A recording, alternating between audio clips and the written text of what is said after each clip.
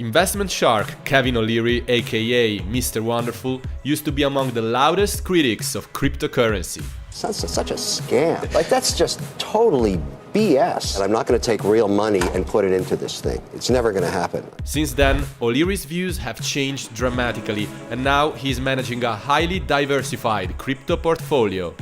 I am a huge advocate for Bitcoin. I treat it as an asset, no different than a AAA office tower in Boston. In individual tokens and coins and chains, I've got 33 different positions. What is Mr. Wonderful's current investment thesis on crypto? And what are the hottest projects he is betting on? Find out in another exclusive Cointelegraph interview. So for a long time, you were a vocal skeptic of crypto, but then you changed your mind about it, and now you're an advocate. So what was the turning point that made you change your mind about cryptocurrency? The regulator. What I started to see, I have many investments in financial services industries. Many of them are regulated already because they're issuing indexes and securities and whatever else.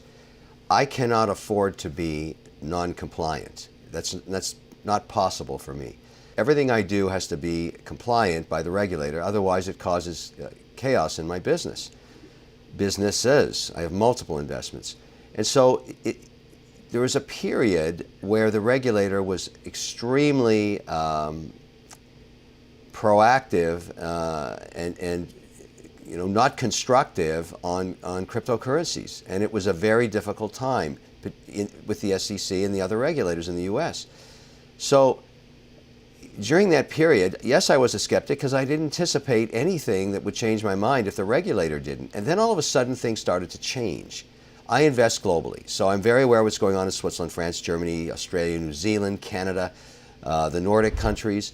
The regulators there started to open up, and I have investments in those countries, and in Canada, for example, so where the regulator allowed for ETFs that held the underlying being Bitcoin and Ethereum. So when I started to see that happening on a global basis, I started to allocate towards crypto and have not stopped since then.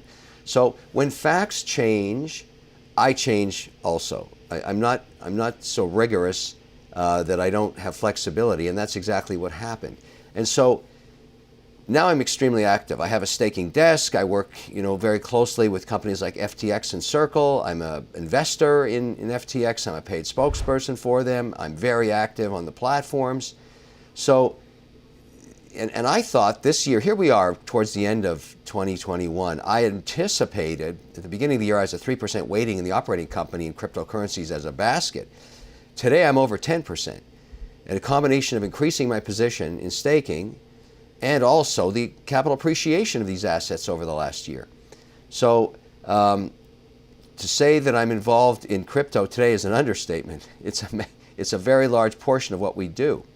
Okay, cool. And if you had to point at a specific moment that made you change your mind, so you talked about the regulators and the change of attitude that the regulators had, but did that happen gradually, or there was a particular moment in time where you thought, okay, this is the time I can get in?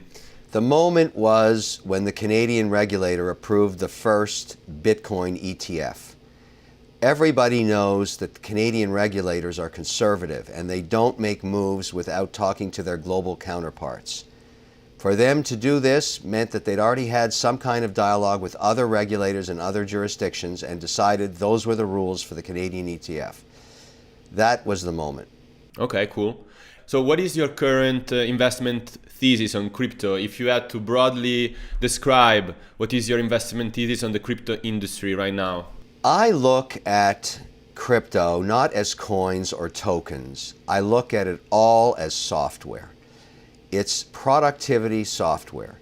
The projects that are going to last and be here, a decade away from now are ones that actually solve problems. So let's give an example. I'm an investor in Polygon. Why? Because I had a chance. I'm a very fortunate guy. I'm able to call up the leaders of these projects and these teams, and they return my call, and I asked to meet them anywhere in the world. In this case, we met in Dubai with the Polygon team. I'm an investor in software engineers. I always have been. I've been in the software industry for 20 years. they're very, very strong. And their mandate, what they decided to do, is to try and reduce the cost by sitting on top of Ethereum and aggregating transactions. So the gas fees are a fraction of what they would be if you're doing them one at a time. I thought that was a brilliant strategy, and I made an investment in Polygon. The same with Solana, the same with Ethereum, the same with HBAR. All of these are software. If you're investing in, for example, in Google or in Microsoft, what are you investing in? You're investing in software. Why wouldn't you invest in crypto? It's software too. And the regulator is in my view, going to eventually support these initiatives because of the tremendous economic enhancement and productivity they provide for the underlying economy. So, talking about specifically your portfolio in crypto, can you give us a bit of an overview? If you can give us some details about your portfolio construction. In individual tokens and coins and chains, I've got 33 different positions, wide range of diversity. I look at this the same way I look at managing an equity portfolio. Never more than 5% in any one name, never more than 20% in any one sector. So in that theory, that mandate means that I can go up to 20% in crypto. Right now I'm just over 10, about 10.7. But I've also made equity bets. For example, I have an investment in WonderFi, a Canadian company that is democratizing DeFi. So they're launching their product in January. They've been working on it for over 2 years. One of the biggest challenges for the individual, like my daughter or my son who want to do staking and remain compliant with tax authorities depending on what jurisdiction they're in, is it's very complicated to actually do it. If you have $14,000 in your bank account and you decide that you'd like to stake some of it, WonderFi is working very hard to make that very easy to do. And that's one of my investments because I think cryptocurrencies are not just for the crypto elite. There's a huge demand within the population to solve for the fact that interest rates are so low. So just on staking alone, that's a huge opportunity. I'm a big believer that NFTs, which are basically digital wallets of information, are going to be very big in the physical asset world. One specifically that I'm part of the advanced thinking on, if you want to call it that, I'm funding a white paper on it right now, is for the watch industry. The watch industry, as you may know, is one of the fastest growing asset classes in the world right now, multi-billion-dollar secondary market in trading fine timepieces. And we don't have any NFTs for authentication and insurance purposes. We want that, and so does the watch industry. So the idea would be, if you take a high-resolution scan of the dial, you can identify that watch in perpetuity, and you could avoid fraudulent trading of a piece that was made to knock it off, and that's of great interest to all the great watchmakers. Just my collection alone I want to do that on. So the whole point is there's so much activity on NFTs, and yes, I'm an investor there. Yeah, that's fascinating because you mentioned so many different projects and so many different coins, but your attention seems not to be too much focused on Bitcoin at the moment. So I'm curious to know, what is your view on Bitcoin? Has your view on Bitcoin changed since you became a crypto advocate, and how? Yes, I have a position in Bitcoin. It is not my largest. It is close. It's up in the top quartile, though. Ethereum is larger than Bitcoin right now for me. I am a huge advocate for Bitcoin. I treat it as an asset, no different than a AAA office tower in Boston. It's an asset. I don't consider it a currency. Now, everybody has their own opinion. My opinion is it's an asset. So I hold it. I don't trade it. I do stake it. But the point is, I'm not selling my Bitcoin. The challenge I have with Bitcoin, and the whole industry has this challenge, is we've got to deal with these ESG issues. There's a lot of criticism around Bitcoin because of the amount of energy it takes to get a coin awarded. And in that area, I'm working very hard. There's lots of initiatives to create Bitcoin. And I'm not saying we're bifurcating the Bitcoin market, that one coin's different than the other. But if I'm a sovereign institution, and I work with lots of sovereign institutions, because I'm in the indexing business, they would like to fund Bitcoin mining where they keep their own awarded coins, knowing with 100% certainty that they mine them in an ethical and efficient, sustainable manner. And that is where a lot of the new capital is going. Now, whether that be wind or solar or nuclear or whatever, all of those projects are happening globally, and they're being funded by sovereign wealth because sovereign wealth has ESG and sustainability committees on top of their asset decision making. So the next generation of coins awarded are probably going to be held in perpetuity on balance sheets of companies that are funded to make them sustainable. And, you know, that's one way to solve that problem. But you say that every investor could invest up to 20% into a specific sector. So I would ask you, what should happen in the regulatory atmosphere in the US to convince you to bring your allocation up to that 20% into the crypto industry? What I really want to have happen is I want the regulators to bring policy forward on stablecoins. That's what I want.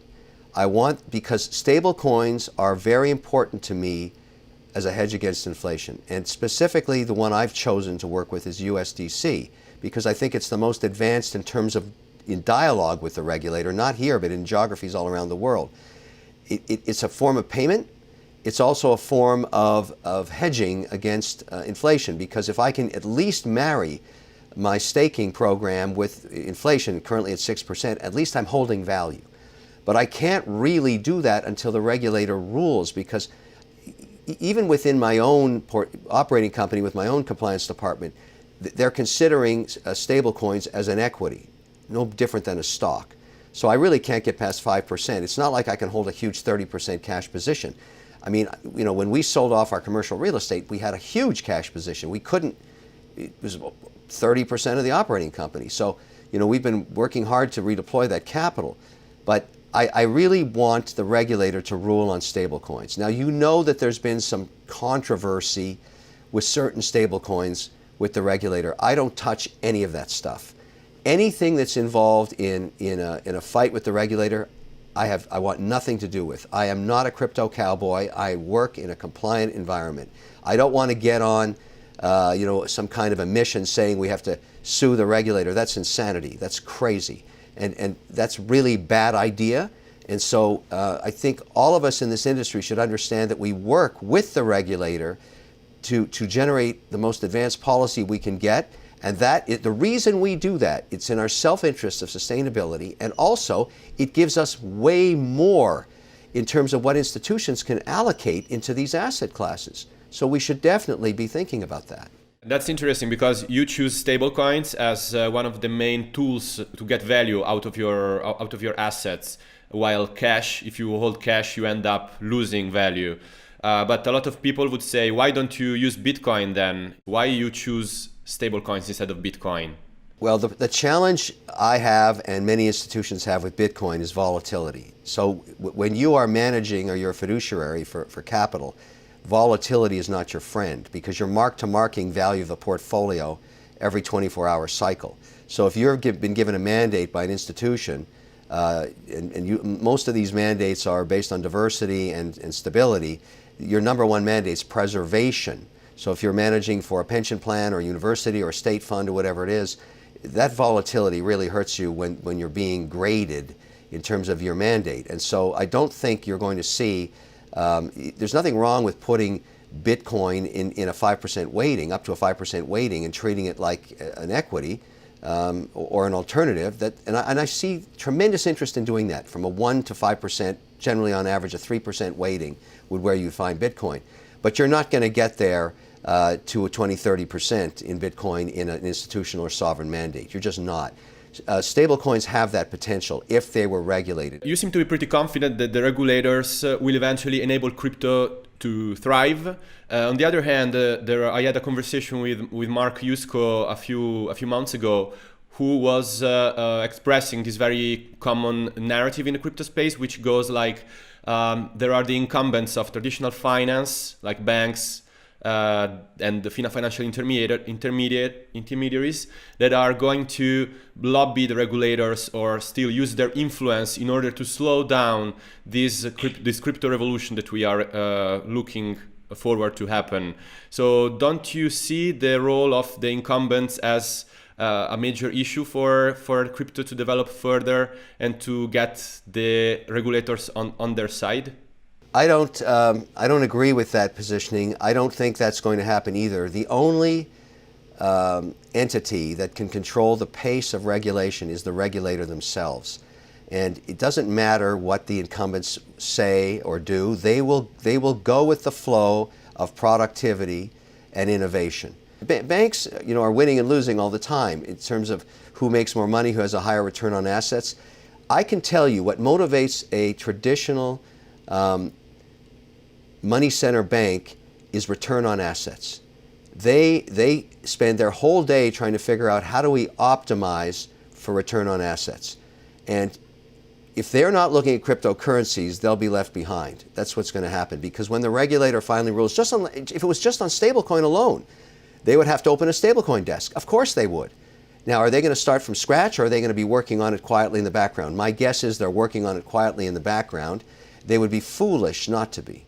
I wanted to ask you another question regarding the situation with inflation. So, as you said, inflation in the US is hovering around the 6% points, and the Fed now intends to wind down the stimulus measures in order to contain this trend.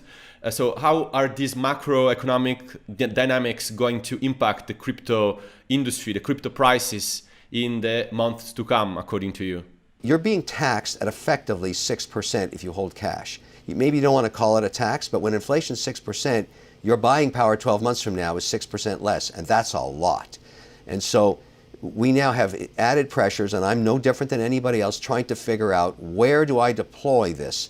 Where can I get stability in this cash? Where can I find a way to hedge? And it brings me all the way back into stablecoin. So I'm a huge advocate for solving this problem with stablecoin. It doesn't mean I don't want to invest in the other blockchains or the other coins or tokens or other ideas. I do. But I can't do 30% positions in mandates of any of them. That's too volatile. So these issues are not going away. The dialogue is not going to change. You're going to see a lot of discussion about this in the first and second quarter of next year. And you're right on the money to be covering this. There's no question this is going to be very important. And I think we're going to start to see some moves with the regulator very shortly. Not just in the US. So we talked about Canada, we talked about Germany, we talked about Switzerland. Those regulators are all talking to each other. They're all talking to each other. If we could just agree on one stable coin between those jurisdictions, that would be huge productivity enhancement. And I anticipate that will happen. Awesome. Okay. Kevin, that was a great conversation. Thanks a lot for jumping on our show. You got it.